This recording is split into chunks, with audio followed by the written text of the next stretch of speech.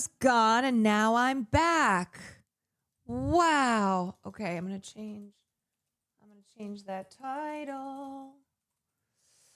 Okay. Okay. All right. All right. There we go. There we go. There we go.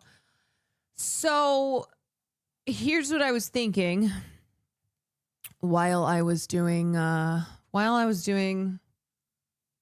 sponsored segment. I was thinking about what I want to watch, and because this is kind of a weird day, it's not how I normally do things. I think we're going to watch we're going to watch something that technically we've already watched before. And I decided, because it's October and because we only have, it's supposed to be horror movies all month long. So I want to stay on theme.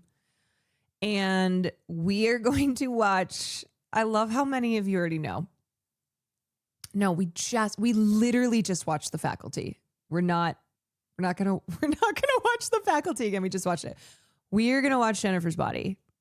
One of my faves of all time.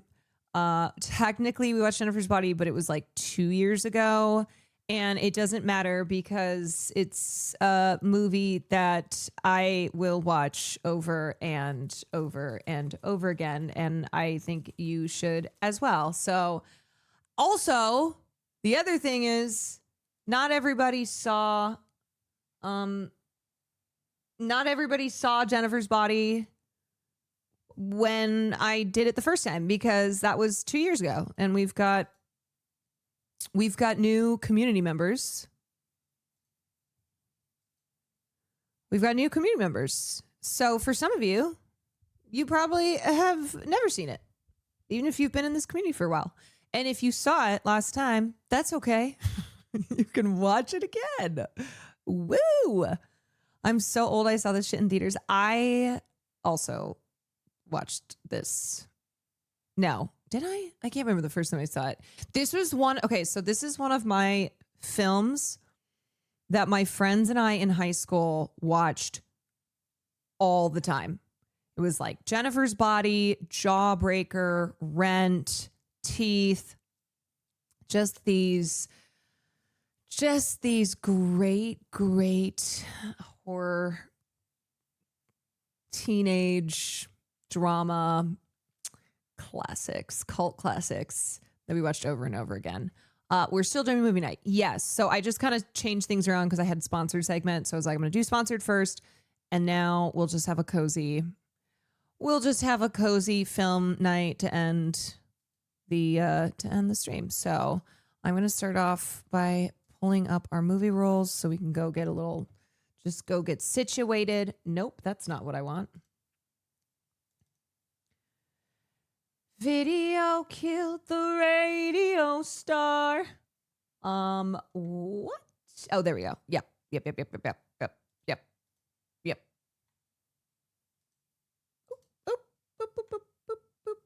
Okay, I'm going to take that off. Great. Okay, so you can go get your snackies. You can go get a blanket. You can go get cozy. Here's our movie rolls. We'll start off with that.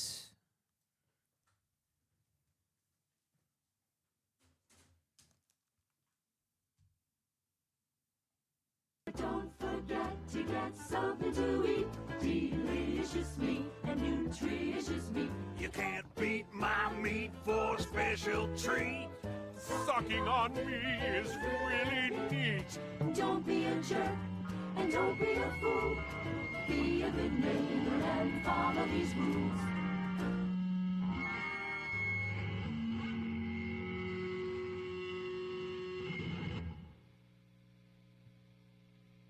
What are these rules?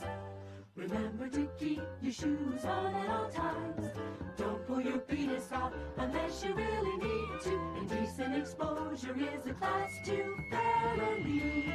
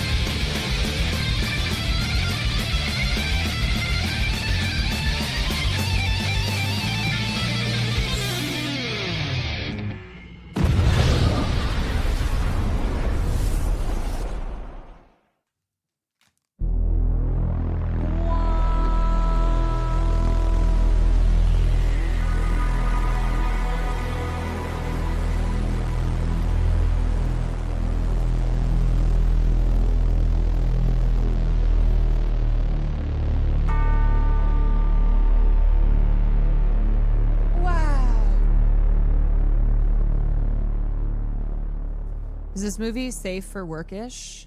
Yeah. Yeah. All right, everybody. So, hold on one second. Let me fix a couple things. Okay, so this is Jennifer's Body from 2009. It's a film directed by Karine Kusama, who also did The Invitation, which I think we watched on this stream, and Flux, Girl Fight, Destroyer XX. This is my favorite film of hers. It's written by Diablo Cody. So she has her very quirky, specialized style of writing dialogue.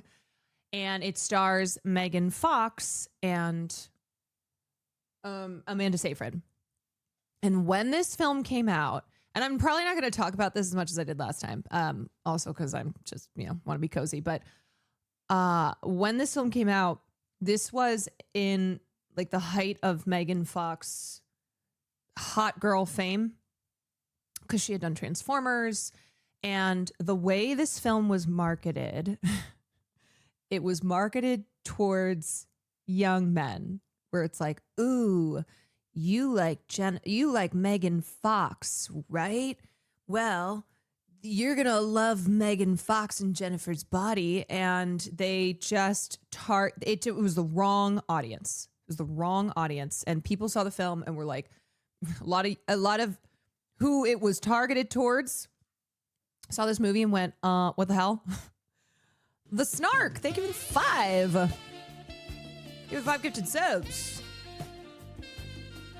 Michael Mack, thank you for the 4 months. Corporate AF, thank you for the 10 months. Red Viper, thank you for the 10 months. Cougar, thank you for the 17 months. So people saw it and went, what the hell is this movie?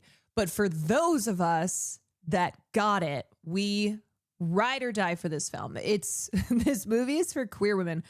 I mean, this movie is just, in my opinion, I think my favorite film of Megan Fox's. And this is the type of stuff that like she wanted to get into roles and doing work like this. And I think she wanted to move away from just being like, I'm a hot girl in a big studio movie. And anyway, so the reception to it was really demoralizing. And then I think shortly after this is when she started having kids with her ex, Brian Thomas Green or whatever his name is, and then kind of disappeared for a while. And then she entered her MGK era, started doing movies again. But yeah, Megan is a camp actor. Like this film has so much camp. It's hilarious. But it's also like meaningful as well. And it's so queer coded. I mean, it's not even queer coded. Like this is a queer film for sure. And, I think it's awesome. I just think it's such an awesome film, and it did not get the love and appreciation it deserved at the time. And I think had it been marketed not in the way that it was marketed, or maybe a film that I think it was ahead of its time, like it just came out in the wrong era, I think it would have gotten more love. But since it first came out, since 2009, it has amassed a die-hard cult following and is one of those movies that years after it came out, you would see all the think pieces like, is it finally time to talk about how Jennifer's Body is a great film? Or like Jennifer's Body never got the love that it deserved. So anyway, I've never seen this before, so I'm excited. I love this movie very much. And yeah, so now we're going to watch it. Thank you for picking this again. I wasn't around to see it the first time we watched it for film class. I'm sad. Okay, without further ado, I know it's late, so. Do it, do it, do it, do it, do it, do it, do it now. Say it, say it, say it, say it, say it, say it, say it now. Do it, do it, do it, do it, do it, do it, do it now. Say it, say it, say it, say it, say it. This movie never I just love it. I love it even more every time.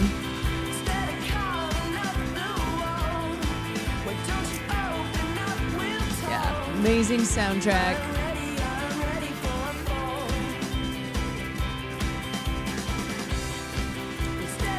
So that is Jennifer's body. Was the necklace the source of the curse? No. The breaking of the necklace representing like the breaking of the sandbox forged friendship. No, the necklace was like also they have like a telepathic connection even before Jennifer becomes a demon.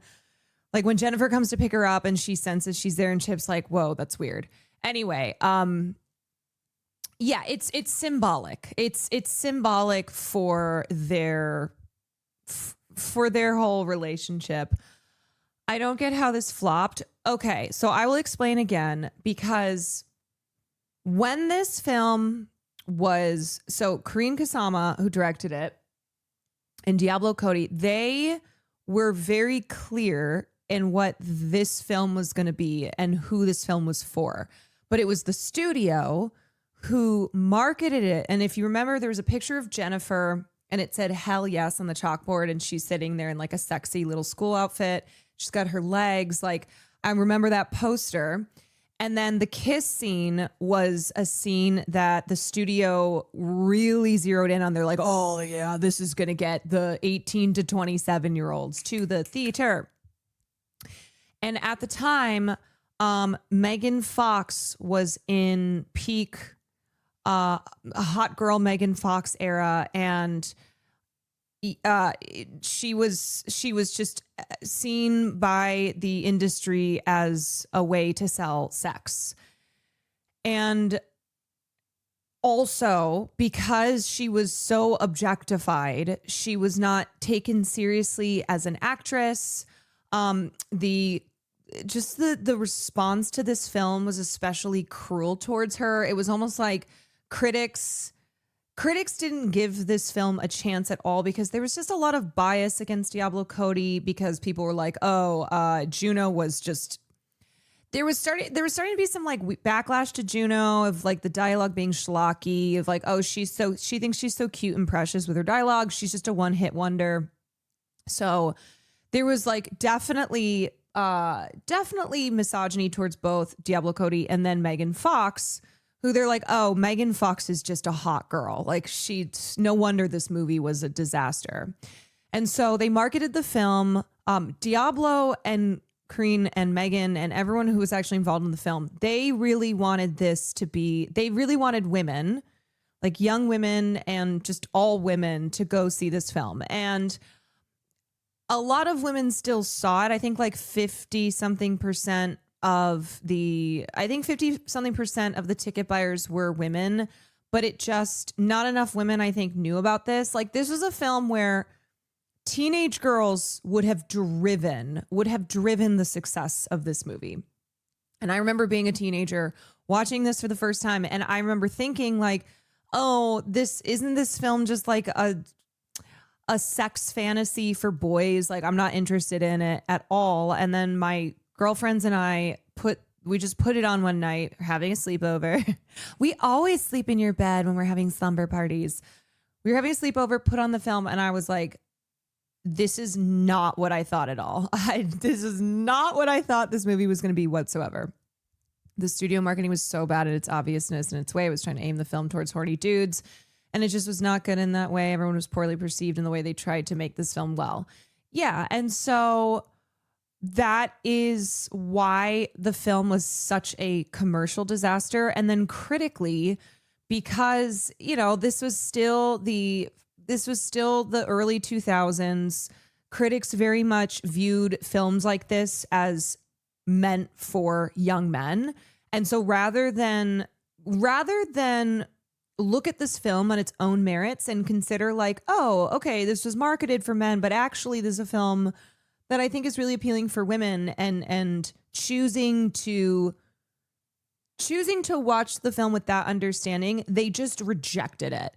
And one of the comments that I think should tell you really where the critics were at was, of course, Roger Ebert. And he's like, this is Twilight, but for girls, except, or no, what did he say? It was like, this is Twilight. Hold on, let me find his. Twilight for boys. Sorry. He said, this is Twilight for boys. No, not for girls. It should have been Twilight for girls. This is Twilight for boys, which is not a fair comparison whatsoever. It's just it's so dismissive and not understanding, not giving this film a chance at all. Like Twilight was for the girls. This was never, ever going to be Twilight for the boys. This is a film about a demonic girl who's ripping apart boys, consuming boys. Like, that is not some male fantasy in the way that like a hot emo vampire is a long standing trope. Like sexy vampire, you know, it's like, oh, the dream, the fantasy that like a cute, gorgeous vampire man falls in love with you. So just to give you an idea of how critics just never gave this film a chance. And it always makes me sad because Megan Fox has talked about just how the industry viewed her as a piece of meat. And she, I think it was after Jennifer's Body came out, she said in an interview, she's given a lot of interviews where she's talked about it, but she said in an interview about how she just really loved the script and how she was tired of being seen as just an object, and how the constant discourse around Megan Fox is just a sex symbol had gotten to her, and how she just wasn't treated as a human being and wasn't taken seriously. And I just feel really sad because this was supposed to be a vehicle for her. You know, this was directed and written by women. This was a film that you can absolutely consider too. I mean, this came before the Me Too movement, but post Me Too movement, you see the pain and the just how it deals with like male violence against women and that trauma and just all these things that I think Megan Fox has been such a victim of. And this was an opportunity for her to do something different and to, I think, almost kind of have her own, it like almost to give her a voice as well. And then the way that this was just ripped apart and endlessly crucified. And as I said, I think it was shortly after Jennifer's Body era that she just kind of disappeared for a minute, had kids, was just being a mom. Was she disillusioned by the poor box office returns? Were people pissed that she kind of pivoted? I mean, they were really cruel about her. So I think it was the fact that it was a commercial failure, like a flop. It was a commercial flop. The critics were pretty universally ruthless towards this film, didn't understand it at all. Basically talked about Megan Fox like just in a very clearly biased way against her, like, oh, that she was never going to be able to, you know, Megan Fox, what is she doing? What is she doing in trying to do movies like this? Anywho, and she has talked about specifically the scene where she is being murdered by Low Shoulder and how that scene felt reflective of her body being sacrificed to male directors in movie studios at the time. And she's like, they were just willing. That's what they were doing to me, that they were just bleeding me dry. They didn't care about my health. They didn't care about me physically, like emotionally, my well-being. As long as they got what they wanted from me, then that was it. And the way that she was exploited and how her body was exploited for male viewers, for profits, and how nobody was listening to her. what she would express about her own, what she wanted and what she was interested in actually doing as a performer. And I just wonder too, like, had Jennifer's Body been a success at the time, what that would have done for Megan Fox's career and sense of self. And I don't know. I mean, in the years since Jennifer's Body, because this film is 16 years old at this point, in the years since, and also post Me Too, as it's been re-examined and finally gotten its flowers, I do hope that she knows that there absolutely was the audience for this. We just weren't the ones that this film was marketed towards. And that since the film has come out, it has generated a very, very diehard cult following, and that a lot of people really appreciate and love this movie. And Diablo Cody said one of the things that makes her the happiest is when people come up to her and say how much they love Jennifer's Body and how much it means to them. I find it interesting this movie doesn't take too much effort to paint the victims as deserving. Well, okay, so there's a lot going on in this film, and I think first and foremost, it's about so the main relationship, the most important relationship, is Jennifer and Needy. And Corrine and Diablo talked about how they wanted to make a film that got into the complexities of female friendships, especially teenage female friendships. The horror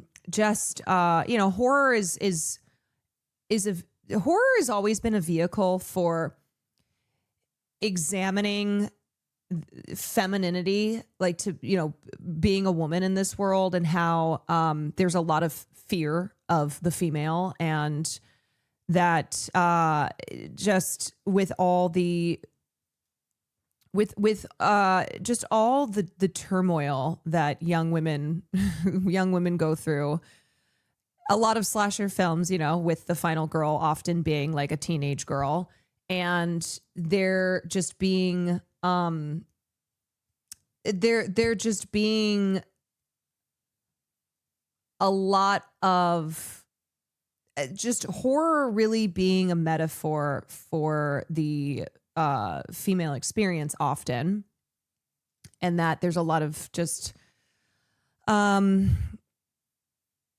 there's just a lot of examining what it means to exist as a woman in this world where people treat female sexuality and people treat female maturation as like this horrible, terrible thing, right? It's like, just all the shame around getting your period and just all the then expectations for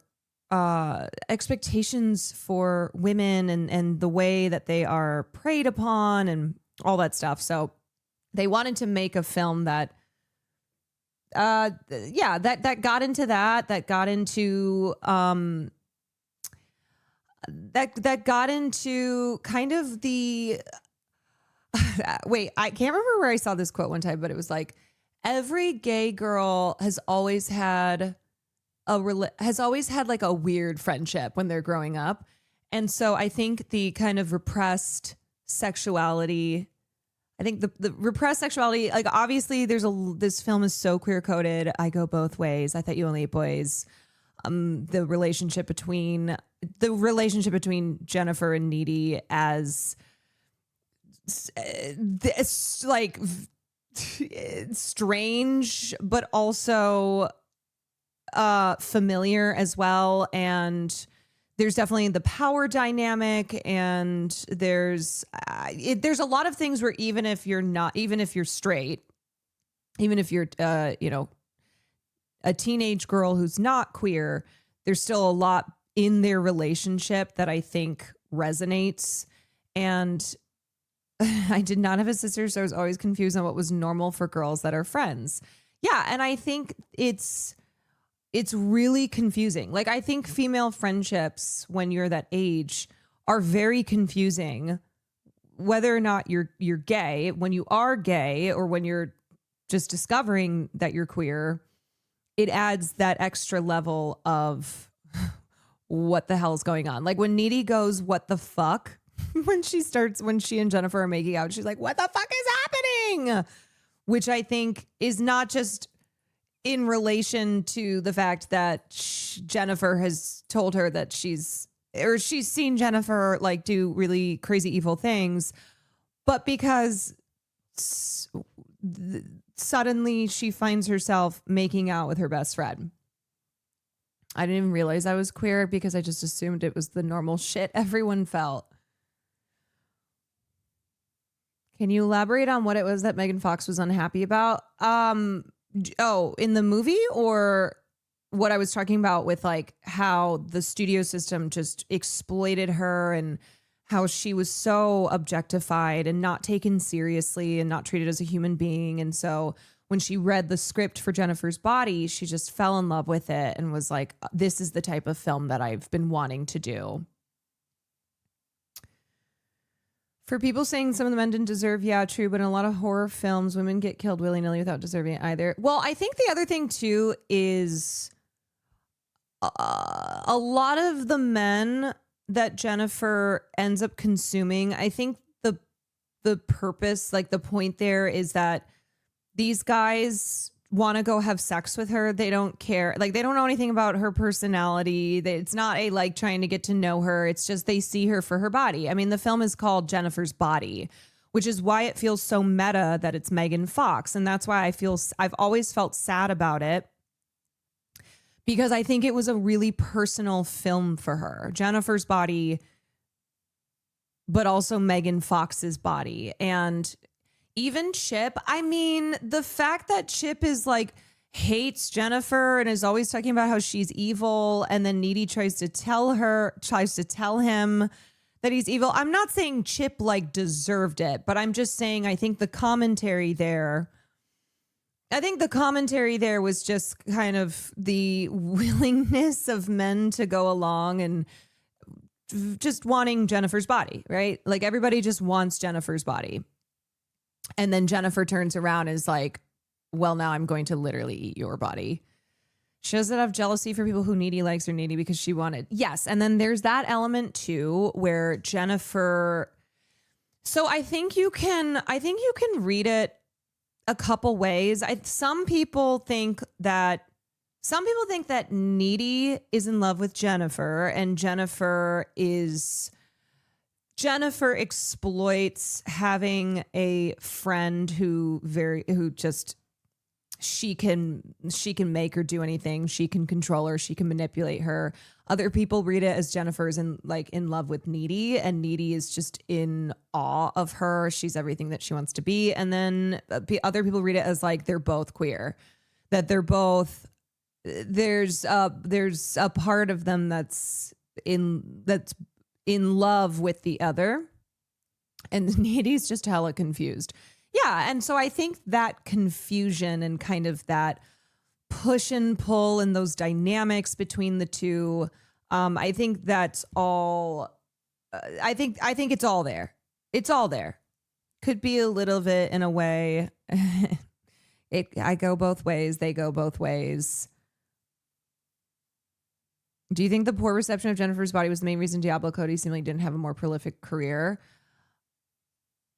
Yes, I do. I do think this hurt her. I think this hurt Megan Fox.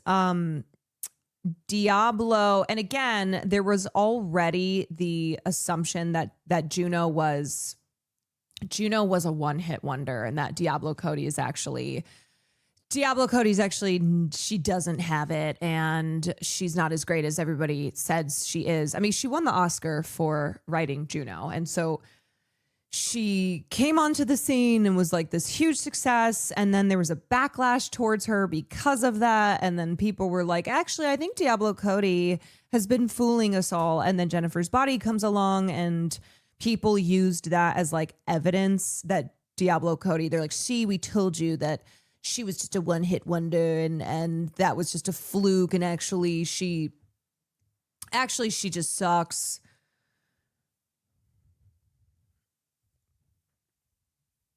There's a whole graphic novel tie-in that gives a short extended backstory for each of these men that were killed. We see their own traumas and struggles that lead up to them being eaten by Jennifer. It's actually somewhat weak, even tying into some of the things Chip went through during the events with Nene outside of what's shown. I think, yeah, I mean, I don't think, look, this film is a revenge fantasy. This film is not a sex fantasy in the way that it was marketed and the way that people thought it would be. It is a revenge fantasy, if there's any type of fantasy here, but it's really, I think it's complicated with Jennifer, and with Needy, it's more clear cut where like she gets revenge on Low Shoulder. As soon as she's got her demon powers and she breaks out of the institution that she's in and she goes after Low Shoulder and makes them pay for what they did to Jennifer. But I think with Jennifer, her revenge, it's more complicated. And I think one of the most heartbreaking scenes in the film for me is when Jennifer is sitting there like smearing makeup across her face. And as I said in the beginning of the film, when she's flirting with Low Shoulder, it's like Jennifer's just a girl. She may act all confident and she may act like she's older than she is, but she's a teenage girl. And you see her with these, adult men, these cool guys, and she's trying to flirt with them and come across as like older than she is. She's like, "Can I get you a drink?" And she's awkward and she just seems really young in that moment because she is really young. But the way that like clearly I see her as I think a lot of women can relate to her in that Jennifer uses her body. She uses sex as a way to feel like she has power. And there's the line where she says to Needy, like, "These men think they have power, but we have all the power." And she's like, "You're right here. You can just direct them." And I think it's commentary on the fact that that's really not power in the way that Jennifer pretends it to be, but because she tries to derive power from it, she convinces herself and she, tries to convince Needy too that it's a false sense of control. But she's a teenage girl, and ultimately she's extremely, extremely violently abused by these guys. They sacrifice her. Like it's definitely that part of that crux of the film, because the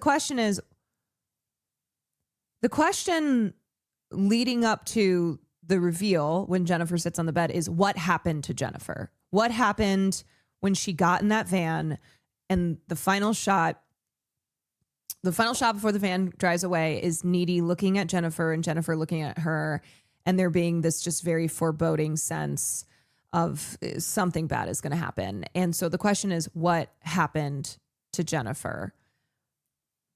And so this film being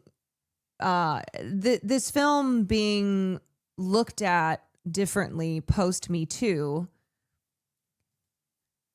I think obviously makes sense, because the implications of that storyline, the question of what happened to Jennifer is very familiar, and how Jennifer will never, it's like she has to keep feeding. She has to keep, she's trying to, it's still a continuation of her false sense of control in like, "Oh, I eat these boys and I feel beautiful." But then that starts to go away and she's left just really, really damaged and clearly traumatized, and just what that did to her, what that did to her mind, body, and soul.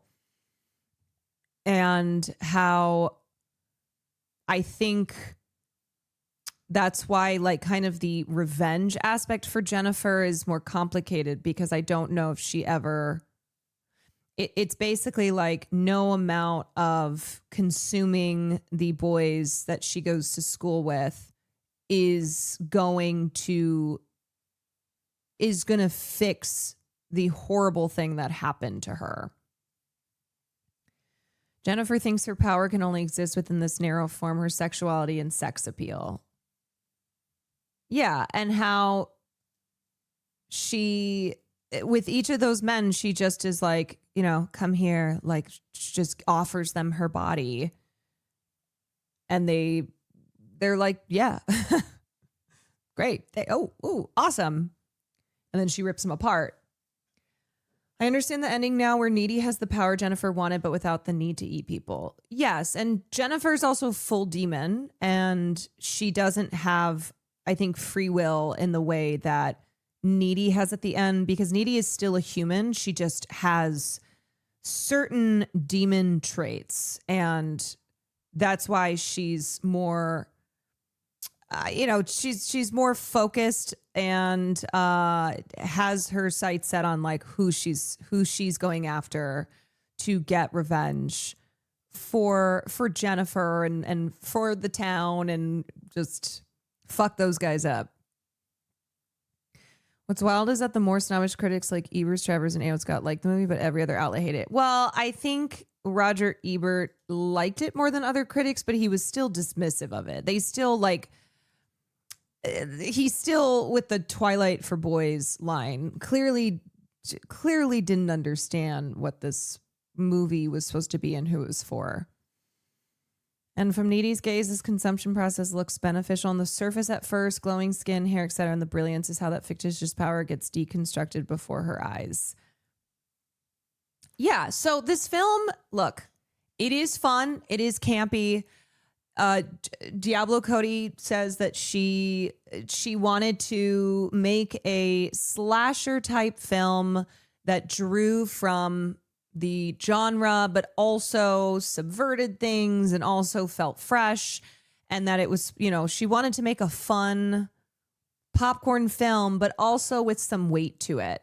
And I think because of her teaming up with Kusama and I just think this film is great because I do think it's fun, but I also think that it has, I think it has like emotional weight to it. I think it gets into subject material that is real, and that that I think is something a lot of women felt seen in, felt, it was relatable, felt like it was like it was like cathartic in ways because of what it offers up in response to the trauma that was of what happened to Jennifer. If the movie came out today, it would have been more celebrated. Yes, I do think if the movie came out post 2016 in particular, I think it would have been a different story. I didn't know it was directed and written by women until recently, but it makes so much sense. You can tell, because if a dude directed that movie, would have been a different movie. It would have been a different film. It would have been a sex fantasy. It would have been, here's sexy Megan Fox. Here's sexy Megan Fox. Ooh, this scene of these girls making out is purely for the male gaze, for young men to be like, oh, that's so hot. Like, that's exactly what I'm here for. Why didn't Jennifer go after the low shoulder guys and get revenge? Well, as I said, I think it's just more complicated for her. She's also a full demon, so she's just feeding. She's just feeding on anyone who looks her way, pretty much, who she feels like, oh, I'll just offer up sex and reel them in. She's a teenager. There's also still, like, Jennifer is a teenager, and her relationship with Needy and how she goes for Colin because Needy likes Colin. Needy's like, oh, I think Colin's cool. And she's like, okay. She goes for Chip because of Needy. So there's that element of it as well.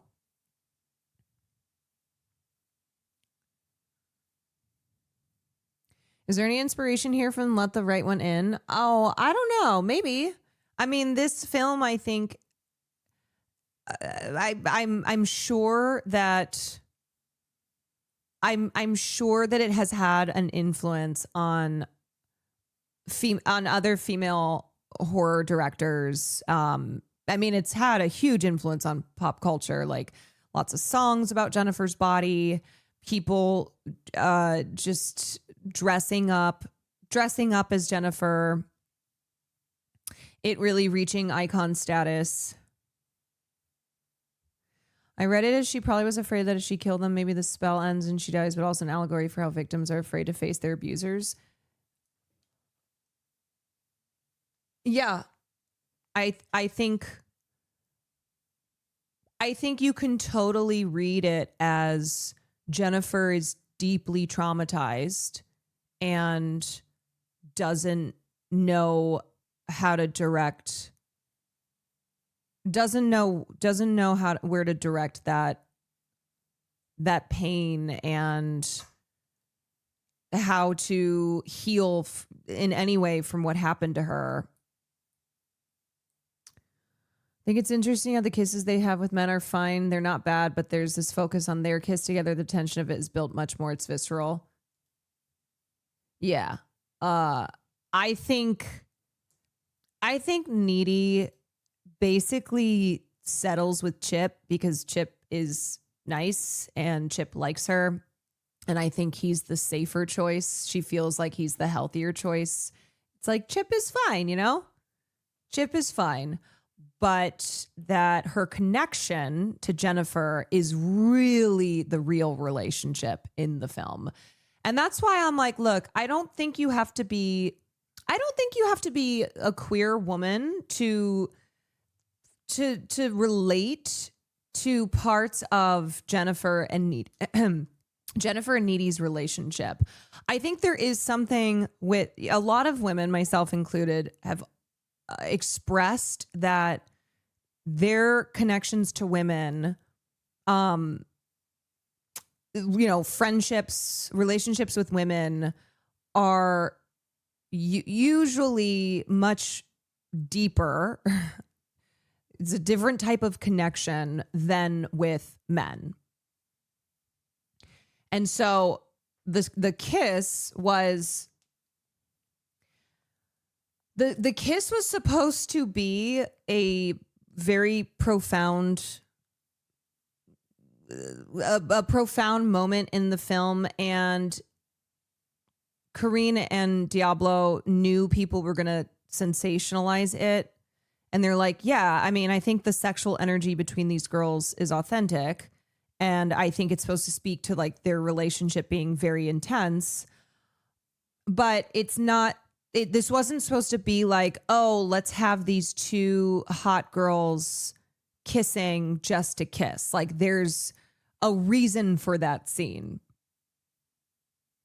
First time watching, 10 out of 10, Needy is fucked up nickname.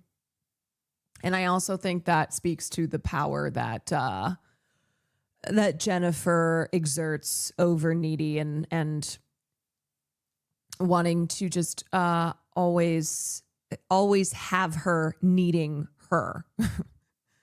Needy needing Jennifer, giving Jennifer like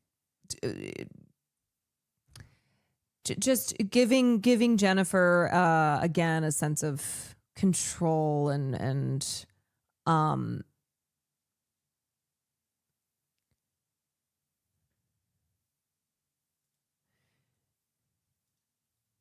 the fact that she called herself Needy too. Yeah.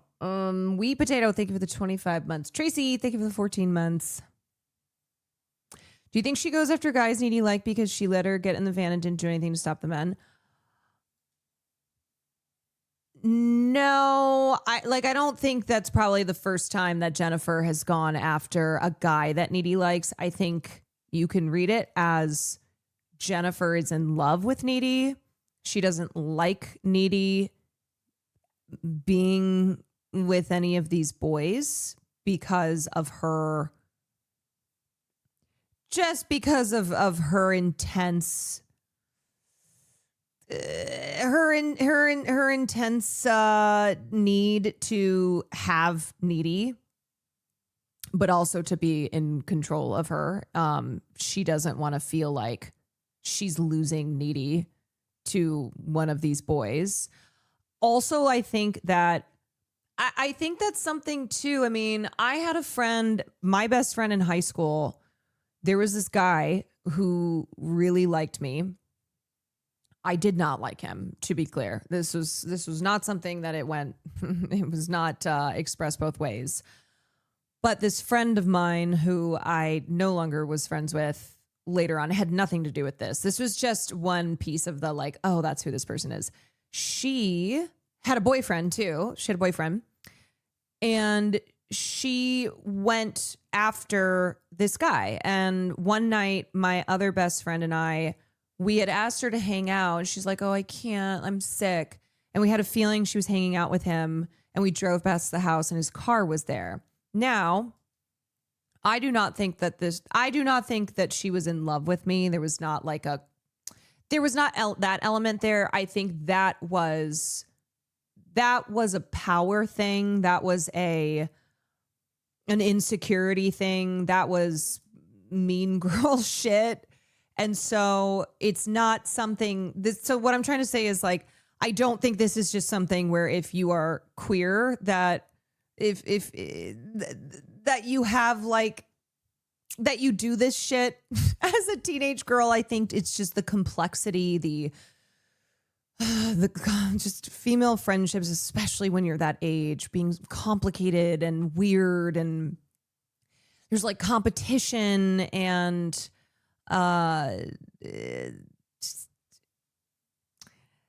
can be a lot of cruelty and feeling the need to just be at the top.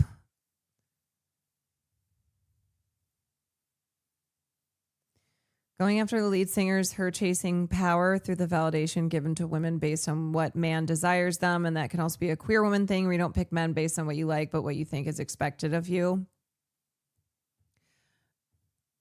Yeah. I think Jennifer looks around and is like, okay, who's the best guy? And like, who's the hottest guy? Who's the guy who's like the coolest guy in the room? And then that's obviously who I'm going to go for.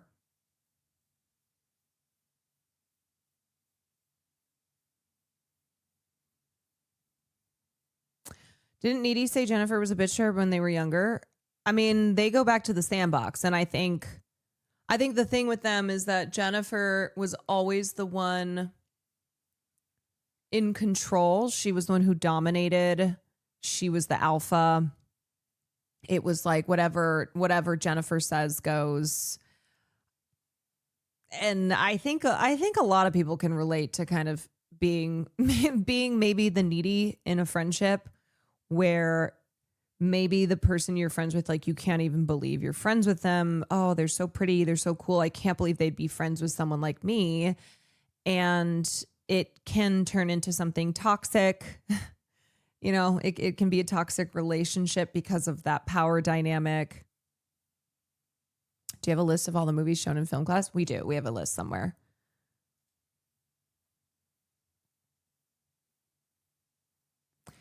It's hard to let go of toxic friends, especially when you've been friends your whole life. Yeah. Yeah. And that's why the like ripping of the necklace at the end, I think was also significant, as Needy is not going to be needy for Jennifer anymore, where she's like, look, I'm done with your bullshit. I'm done being walked all over by you, being treated like this. I'm standing up for myself. Like it wasn't just about Chip. It wasn't just that Jennifer killed Chip. I think it was Needy standing up for herself too. And that's something, it's crazy because my best friend in high school was one of the people that I watched this movie with for the first time and that we would watch every single weekend. And when I finally told her, like, I'm not going to be friends with you anymore. You know, that was my moment of, you are toxic and you are cruel and your insecurities cause you to treat me and other people really poorly. And I'm not going to deal with it anymore. I went to college. I met other people. I was like, sometimes you just have to you have to be on the outside looking in. Did it end with murder too? Well, I can't say, obviously. I can't say. But all that to say, I think a lot of people can relate to that. Can relate to that aspect. The murder of a toxic friendship. Yes. The murder of a toxic friendship. Anyway. Yeah. I love this movie. I've seen it so many times. I really wish that the reception to it had been different when it came out. But alas, at least it's a film that in the years since has found its audience and has been appreciated in a way that it was not back in 2009. Is there anything you would change or have liked to have seen more of in this film? Yeah, probably not. I mean, it would be nice to have some characters of color who are not like token characters. Justice for Ahmet. Justice for Ahmet. But, you know, I think that's something I can say about a lot of my favorite films too. It's just one of those, like, that's a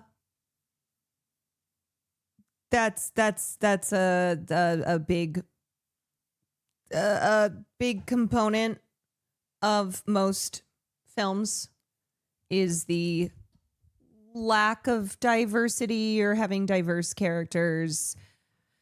Jennifer's a small town white girl, so she might be racist. I mean, I'm sure. I get it's like Devil's Kettle, you know, it's a small town, but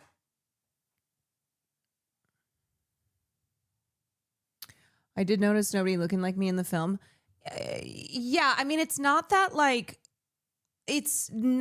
I think every movie needs to have there's like a perfect amount of diversity. You know, I don't like the tokenizing, basically. I just, it's like when you have a lot of films I love where it's like, okay, they put a character of color in the film, but not really anything of substance. Ahmed has a way more tragic backstory to him, again, from that graphic novel. Poor Ahmed. 69% of chat voted that they would sacrifice themselves to make out with Jennifer. Only 69%. Well, first of all, nice. Nice. Only 69%. Okay. All right. But I think it's, last thing I'll say is I think it's a good sign of progress that critical voices have gotten more diverse, and that the male audience, the male gaze, is not just the default. There are other voices who have entered the conversation to set the conversation. And so that means that stories like this one, films of this type of genre, are not just seen as designed for men. And so therefore, when they are not designed for men, they are not seen as failures for that reason. It's like, oh, you can actually measure this film. You can measure films on their own terms, whether or not they are satisfying the default gaze.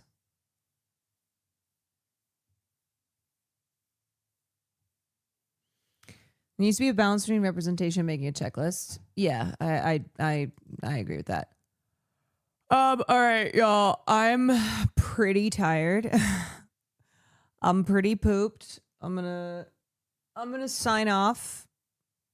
I've already watched this movie on stream too, so I don't know if that conversation is anywhere. Usually I'd stick around for more, but I am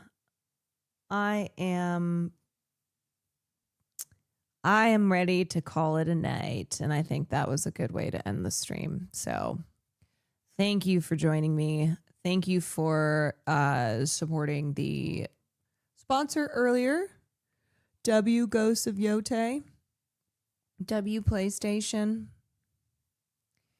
I hope that that was your first time seeing Jennifer's Body, that you had a good time, that you loved it. I'll always love that movie so much. We'll probably watch it again next. Well, it'll probably be an annual viewing.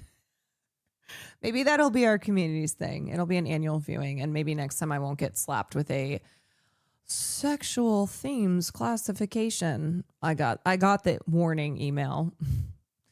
What happens though is that if you get too many warnings, they just lock your account. They lock your account, so there's like nothing I can do about it. It was my first watch, and it's a perfect October movie. Yeah, it's really a good one. I'm gonna send you guys over to Lord Spew. Maybe I'll see it fully in 2026. That's why we're gonna play it every year. So maybe you'll be able to have watched it one piece at a time, and 5 years from now, you'll finally have seen the whole thing. Yeah, I'm going to be locked into sexual themes category for my everything I do. All my stream con, it's going to be like, oh, watch out, sexual themes. Sexual themes. Warning. Thank you. I've been waiting for a good time to see this movie. It's been on my list for a few years, but life has come in the way. I'm glad to have seen it in good company. Wonderful stuff. Yeah, it's great. I have to say, a movie like that is a movie I love to watch with this community. I love it. Jawbreaker, same thing. Like I know a lot of people in here are going to dig it, or are people who love movies like this as much as I do. So thank you all for being a great community to watch films like this in. Can you imagine like FaZe? The FaZe boys watching this in their community. L Jennifer.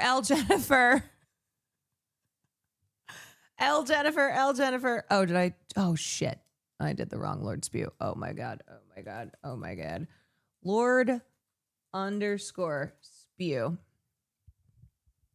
L Demon. L Friend. And then the makeout scene being like, wait, we're so back. We're so back. W Chip.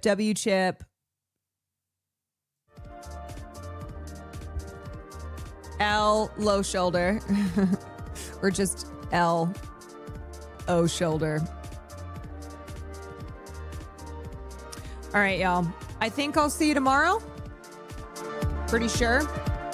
Till then, peace. Take care of yourselves. Don't throw dog poop in a trash can.